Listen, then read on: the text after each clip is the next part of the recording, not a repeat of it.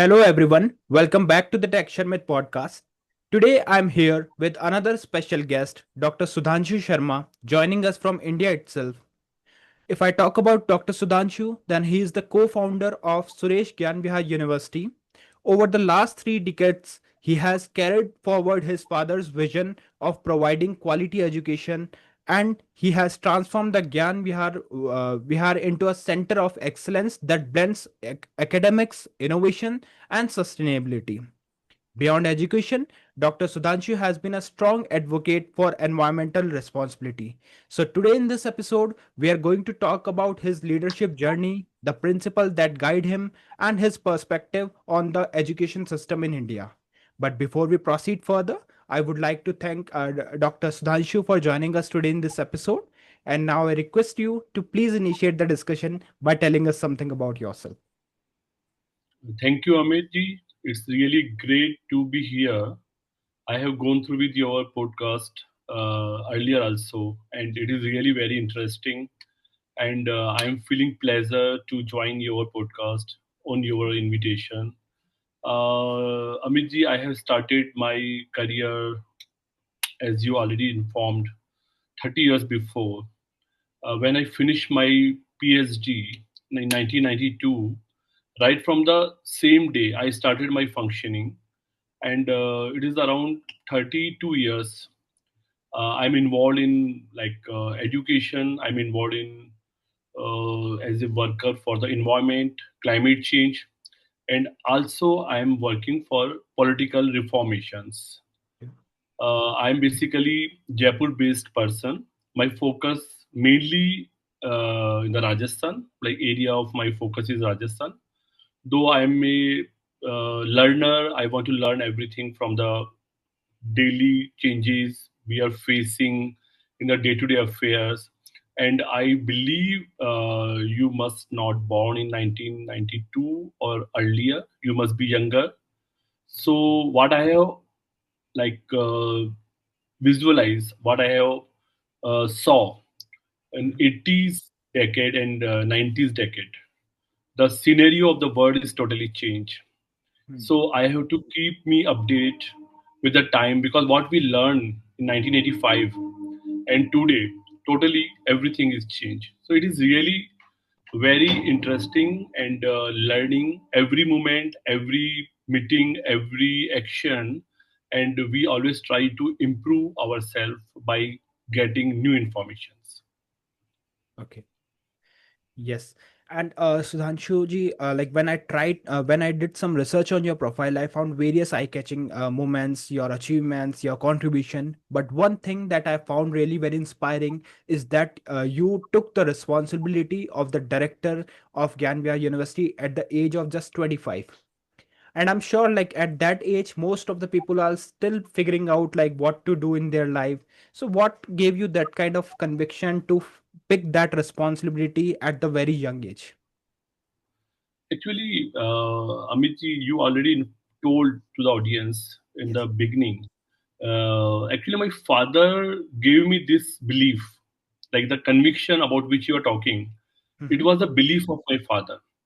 I Okay. remember when I was like at my college, many of my friends they were trying to apply for the government jobs Okay. during my graduation and post graduation. I also applied along with them, and I was selected at a couple of the places in the government of India and government of Rajasthan, and even I clear my administrative examinations. But my father always told me, "You are not for this. You wait for a right time, and better if you don't have any like big job, you do your PhD, Okay. and meanwhile we'll find out some good thing for you." And at the end, like I told you earlier, the day when I called my father that my PhD degree is now finished, today I awarded. Hmm. So that day he told me, okay, today I'm giving you the first task. There is a file pending with the government of Rajasthan. You go in the office of the government and just inquire about the file. So Okay. I remember 20th December 1992, the day of my PhD award was the first day when I went to a government office for some kind of the task, though it was assigned by my father. But later, Like he invited me for a challenge. He told me that there is a challenge. I have a big land of the piece of the land with me, and I can give you some fund if you can start a CBSE school over there, because I got permission, but I don't want to involve in that. Okay. And two informations I want to add. Like one more, I am the co-founder of my organization. Okay. So same time, my uncle was also available. Like he is only 3 years elder to me, and Hmm. younger brother of my father. He also invited him that you Okay. both join hands and proceed for the challenge I am giving you. And Amitji, this is an interesting fact that I got my education in Hindi medium throughout my life, and when I finished my education, told that you have to run a CBSE school. Hmm. So get experience, get knowledge, do research, and be prepare yourself within a year's time, and you start this school which I am talking about. Yeah. So I told you, like, this was 28th December 1992. We took around 1 year for our research and the survey, and we also met with lot many people. We work 24 into 7, Hmm. and we just find out a way and the process how to establish a CBSE school, and we established in 1994, around 18 months late of this thing. So in the beginning, like he told, I am giving you land and some money.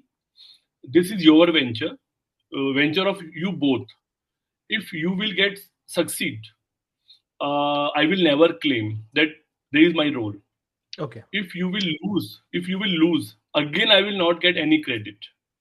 Okay. If you will lose, I will say people I supported him, but he lost. If Hmm. you win, I will speak people he won this thing, and he is responsible for this. So Okay. for both the conditions, like you were winning or you were losing, you will responsible. Whatever decisions you want to take, decide your own. So like this way we started our activity. The belief, the faith my father has put on me was really a stepping stone, or like I should say my kick start. When someone is there with on your back with that kind of faith and belief in you, and if you did something wrong, even though he's telling did not worry, move ahead. This kind of things are only your lessons for the learning. Learn new and new thing and proceed. And this is the story which I started in 1992 and 4, and today I am here. Okay. All right. And we can clearly see through your journey, through your achievements and advocacy activities that your life is highly influenced by your father. And I'm sure like there are plenty of things that you have learned from him. But what one thing is there, what one lesson you have learned from him that you still follow or still apply on the regular basis in your daily life? Good, good. Actually, I think this is the like key point, key factor. The Hmm. whole story. Believe on your people, Okay. and give them the responsibility. Okay. Like empowered people, like you have to empower your people Hmm. and give them opportunity, wait for their result. So like this tradition, which I believe he imbibed in me by doing, like because he did this, like he believed in me, he gave me a responsibility, and then he just watching from outside what I'm doing, how Okay. I'm doing. And whenever I felt that I need some kind of support, he suggested me some suggestions, but he never involved in any activity. In Okay. the past 25 years, 30 years, I always try to find out one good colleague of mine. I have to give them responsibilities, accountabilities. I empowered them. I make them able to execute the task. And sometimes they get failure, but even though I always remain stand behind them. Okay. And then so many times I saw after a gap of the time, they started getting success, and their success is my success, and this is the thing which I am doing. Okay. So yeah, it's true that your father's support was there, his blessing was there, but at the end, it was your responsibility because, as your father mentioned, that whether it's a win situation or a lose situation, you are completely responsible for that. And we can also know, we also know that running a university is not like a very easy thing because it's not everyone's cup of tea, but still you run the university, and like running a university means running a mini country because you have to take care of academics, infrastructure, people, finance, and many other things.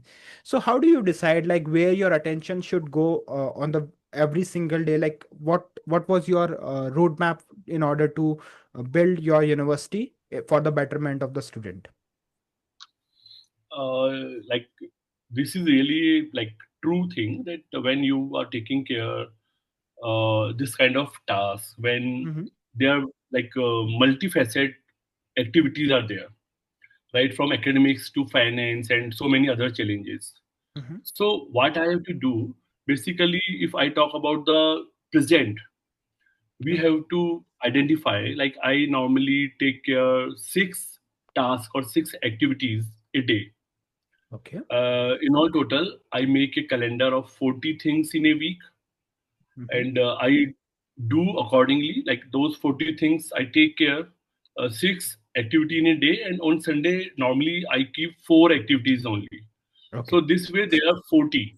And honestly speaking, it is either Sunday or a working day. I do this. Like I never look on the hours, how many I am involved. Like so many time people are talking, you should work for 80 hour or 100 hour. I never believe in it. I Okay. believe in the task, number of the task. So I took six tasks a day, and on Sunday I took four tasks. So total there are 40 tasks. I should say by this way, in a year I am taking care 40 into 52 weeks, and this way, like if we summarize 40 into 50, so Mm-hmm. in all total 2,000 tasks I am taking care. Okay. So like there are lot many tasks which you have to repeat, like the task which I have taken last week, this week again I have to put my involvement in that task, or maybe a particular task I have to be involved for another 6 months continuously. So what is my way of working, that whatever the job I have to identify who which 40 people will take care these tasks. So I Okay. only try to empower 40 people continuously, or maybe like 20 people who is having two tasks like per head. So someday like someone finish their task, we discuss again and we opt a new task. Sometimes we feel that this task cannot be fulfilled, cannot be achieved, it is Mm-hmm. unachievable, then we again reframe our calendar. So like Okay. I have a calendar at my home, I have a same calendar at my office table. I go there. I start my morning with finishing two, three, four tasks during the time of my like breakfast and early hours. Okay. Then around two, three tasks remain for the first or second half of the day. And lastly, I only review the things whether I did my job rightly or not.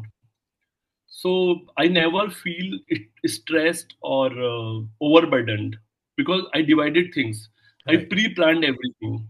I normally try to make like a calendar, first day of the week in the first 2 hours.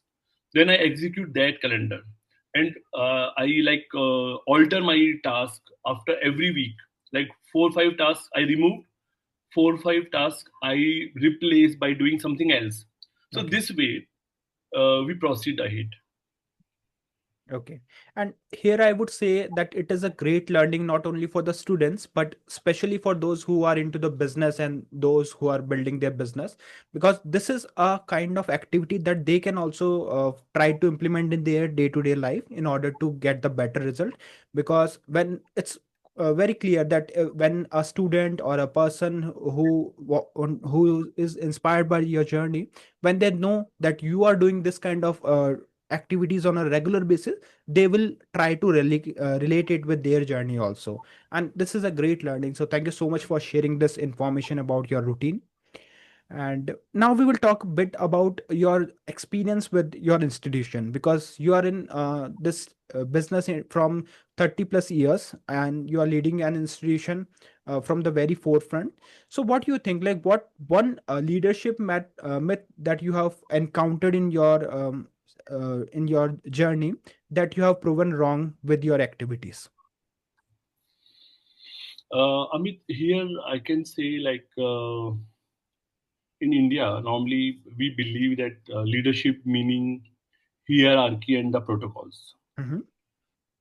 Like every leader, like they create a protocol kind of thing. Like there are few people who will assist you, and people who are working at the executive positions, they will remain connected with your assistants only. They cannot directly interact with you. So what I believe, this is a myth in Indian working, that Okay. there should be protocol and hierarchy, and you have to remain your hierarchy. Otherwise, you cannot retain your leadership. But what I observe, or what is my experience, like I always try to invite people who are the responsible for execution of a task. Okay. I meet with them, I like talk with them, I listen them. Like this is one big thing. This is not like that ki I only instruct them to do this. Hmm. This is my like first way of working, that I always try to listen other people. And because I know I'm leader, so whatever ultimately I will instruct, they have to do it. Right. But I like never remain a wall between me and my people. Hmm. I make them convenient, that they can share their ideas, their view, and lot many times their ideas and their view are very much value, Yeah. and I add those ideas into my ideas. Or sometimes I have to like leave my idea, I have to go with their idea. Sometimes after listening, and they assume that I am properly heard by him, and now he's giving me instruction, and I have to prove them that my idea is ultimately better than your idea. That's why you have to implement my idea, otherwise I am ready to take your idea. So we have to like break down hierarchy and the protocols. Those Hmm. people who are the real executors, they are the real leaders of the organization. So like I behave like them as a mentor, not as a leader. Listen them, and get more ideas, then decide on the merit. Your idea is better or their idea is better. Sometimes you have to amalgamate both the ideas. Yes. Sometimes you have to instruct them. Sometimes you opt their idea. So this is the key of the like teamwork.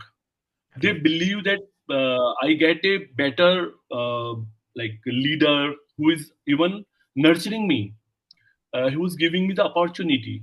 So this is a like better way of working. Normally, West world or the big companies, MNCs, I believe they do in this model, This follow. Yeah, where they follow like that. leadership is not based on a hierarchy, that I am head of the this committee or the body, so you cannot speak anything. Only I can give you the instructions. Instead of this, if we make everything a discussion board, and we decide things on the merit, and there should not be any hierarchy. All ideas are the like valuable, and then finally we decide on the basis of the pros and cons and the merit of the idea. So this is the basic idea. I believe this myth, which I was having at the very beginning of my working, that we have to opt a hierarchy model. They cannot Hmm. speak in front of us. They cannot come. Sometimes they should have a like distance with the management. And later I find it, this can never work. If I create a distance with my team members, neither they can execute nor they believe in my ideas. And if I come ahead with them, I sit with them, I talk with them, I learn from them, and then if I ask them ki, now you learn with me, so Right. this is a better situation. Right. And I'm also agree with this, because if this kind of philosophy is there with the leader mindset, and if like the leader is easy to approach to discuss the thing, then the team will also feel that yes, someone is there to guide them, someone is there to learn from them, because it's a two-way learning for sure. And if like you give this kind of opportunity to your team, then in that way we can also eradicate the chance of conflicts in the later go, because everyone Certainly, has discussed certainly, that and they can implement it. That's a great way certainly. to proceed. Okay, so now, Sudhanshu, I would like to ask one more question that is related to the current Indian education system only. So, suppose in someday, like you got a chance, and if you had the power to change one thing in the current Indian education system overnight, so what would it be? It's a really good question, challenging question, because you are only giving me one night. Yeah, Government of India is having like they got 75 years, and certainly in a day I cannot do anything. right. But honestly speaking, if you give me a chance to add on my things, my ideas, Hmm. actually I believe in the micromanagement, Okay. and this is my like educational philosophy. Hmm. Like what government is doing, they are running the show by a central system. Like there is the IAS officer who is the secretary of the education system. Then they have few state officers or the lower rank officers, and they admin 50,000 institutions from one building, from five like rooms. They decide the things, and this is the real failure of the system. Okay. If unless or until you did not create a micromanagement, like all the universities, maybe it is in the government side, if they are not governed with the help of a proper accountable system, you cannot run the show.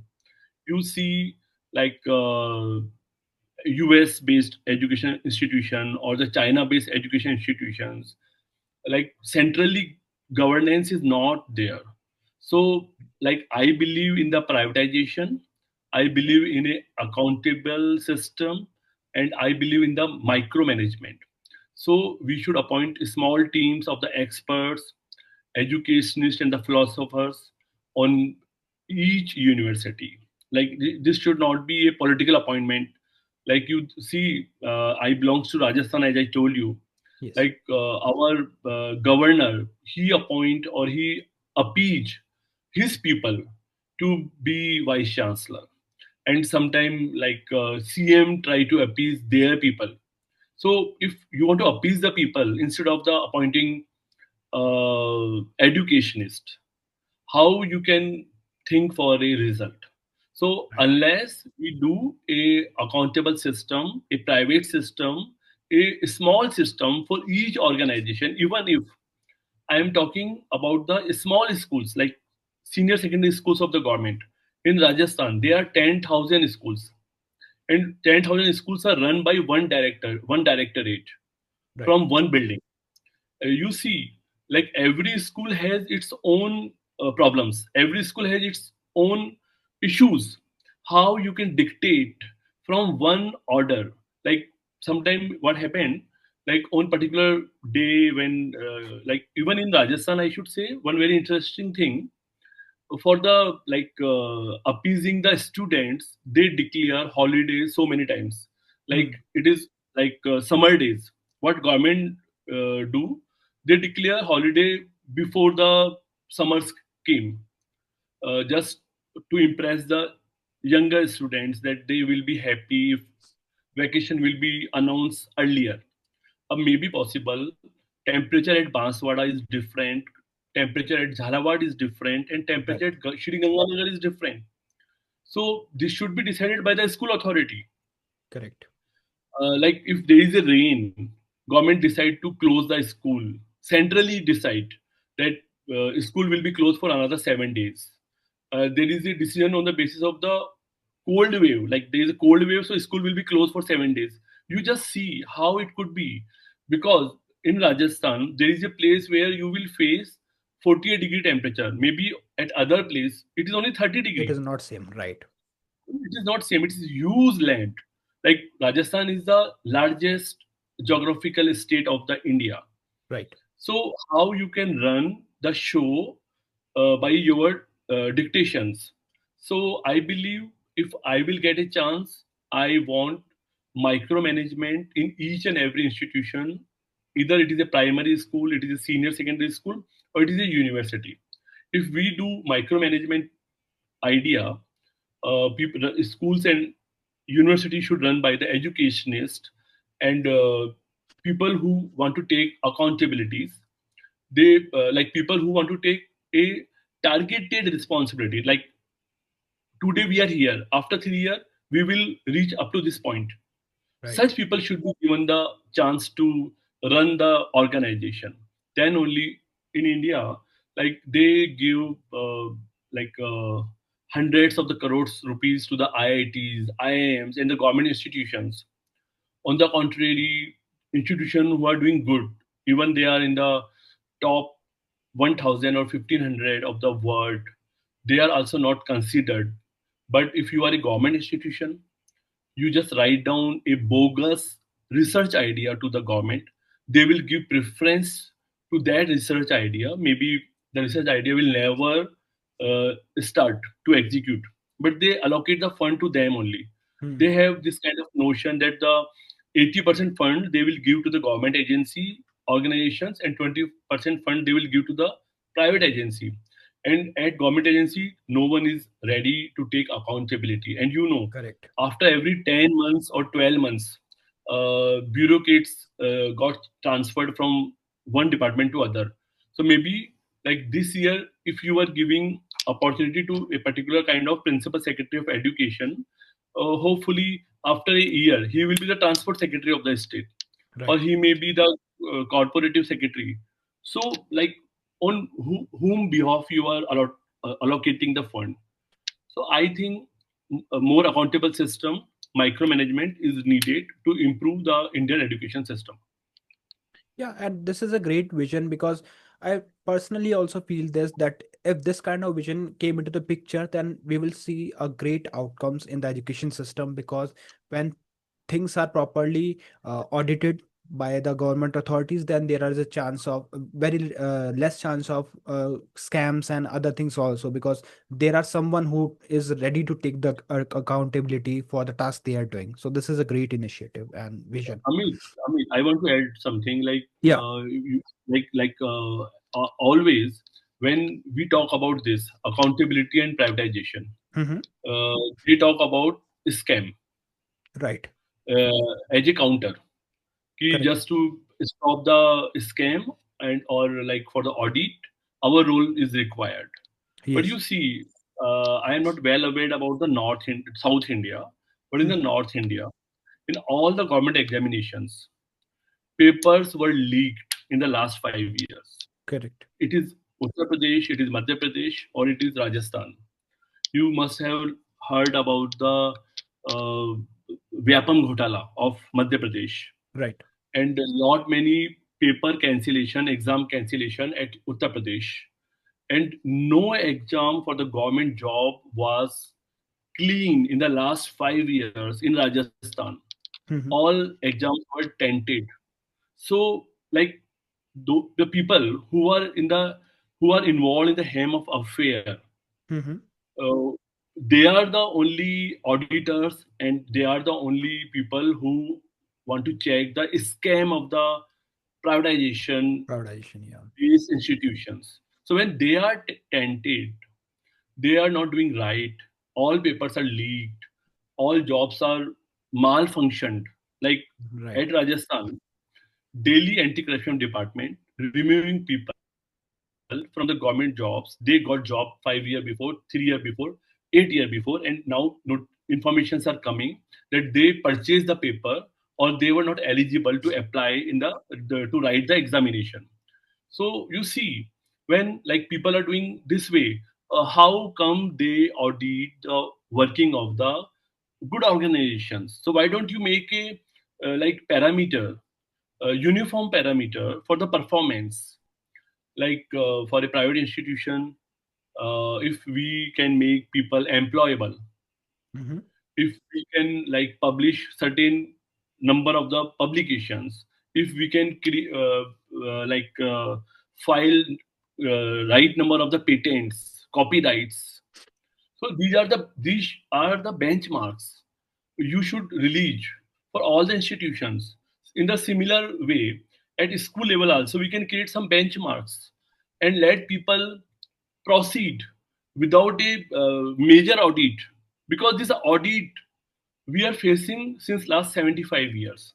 Yes. This is a kind of thing कि वो हमें हमारी जंजीरें खोल ही नहीं रहे. Right. We are into a prison कि you Correct. proceed, you move ahead, but you have to remain in the prison. How we can fly, how we can grow. So unless or until you will not put us in the open land, open sky, we cannot Mhm. fly. So I am totally against of auditing, and I don't believe that everyone is doing scam. Let people come ahead. Like I told you initially, I believe in the people. Yes. I want to empower people. I want to make them a better personality, a better human resource by empowering, by giving powers, by giving accountability, by giving training, and let them do their show. Later, we will see if scams are there that we can check anytime. Right. But if before beginning, if we start talking about the scam and the audit, people will afraid they cannot proceed with Correct. this kind of threatening. कि, I will audit you. Why you will audit me? Let me do my own. You know, Right. silently you can audit me, but don't make a protocol. Like you see in Indian newspapers, you can find out this kind of news.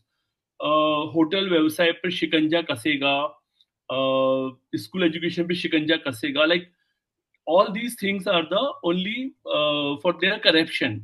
Like audit Right. is for their corruption. They come at any organization. You have seen in the past years, ED is going houses of many people, but no result is coming up. Like what Correct. ED is doing, what CBI is like doing their raid at lot many people's house, but no one knows what they did there. No result is Correct. there. So when ED and CBI is not doing, what state government people will do, what central government education ministry will do, so let people uh, fly free. Correct. In that case, only they can take the ownership because they feel that yes, this is my responsibility. That's a great thing. Yes, yes, yes. This is that. Okay, so Sudhanshu ji, like although like we have plenty of things that we can discuss here, but we have limited time. So moving forward, I just want to ask one question because one thing is clear that you are highly influenced with your father vision and his journey. But apart from that, like who were the key people in your journey who have helped you throughout your career and throughout your academics also? Like, is there any specific set of people who helped you and influenced you? Amitji, this is a really very interesting question. And see, if you are a learner, Mm-hmm. if you are the like observant, every moment of your life, every nook and corner, every person with whom you met in your life, they all are your teachers. Mentor. Yeah. Sometime, like you feel by watching someone else activity that this is not right, like someone is doing wrong. Again, this is a lesson. Okay, Right. I cannot do this. So he is our teacher. He may be a bad person, but by doing his bad deed, you can understand that this is not doable thing for me. Correct. And certainly, like when I started my life, my grandparents both were freedom fighters, and my grandfather was a big uh, philosopher Mhm. for the education, for the life skills. So, like I nurtured in the lap of my grandfather, my grandparents. They were involved in the movement of freedom with Mahatma Gandhi and lot many other people during the last decade of the our colonial era, 40 to 50. Then certainly other family, as I told you, everyone in my life. Like my uncle, who is the co-founder of my university, Mr. Sunil Sharma. Ji. He's again always the inspiration and a mentor for me. I observe his deeds. I learn from him lot many things. Uh, all my teachers, maybe my school, maybe my college, and still I have very good relation with my teachers who were in my undergraduation and post graduation, my PhD guide. So like these are the people with whom I interacted at my younghood. Then after employees with whom I work, my principals, my directors, my deans, even my secretary. So all these guys, like I always learn lot many things from them, and daily I learn something. From every meeting, I learn something. So I'm really thankful for each and every one because I don't find any day when I decided that from this meeting or from this person, I will not learn anything. As I told you, Yes. maybe from your any action, I will decide I will not do like Amit ji. Maybe because Yes. I feel it's not right. Correct. Again, here you are my teacher. You only taught me how to do. So, by good deeds, by bad deeds, by any kind of support, all who are in our surroundings, who provide us the environment, they are our teachers and they are my mentors. And today, whatever I am or anyone, they all are because of that. Correct. All right. So thank you so much, Sudhanshu ji, for joining us today in this episode and for sharing so much information regarding your work and your vision.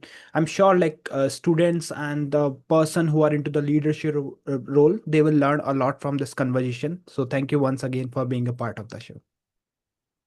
Thank you, Amit ji. I love it. And I hope sometime else also we will create another podcast.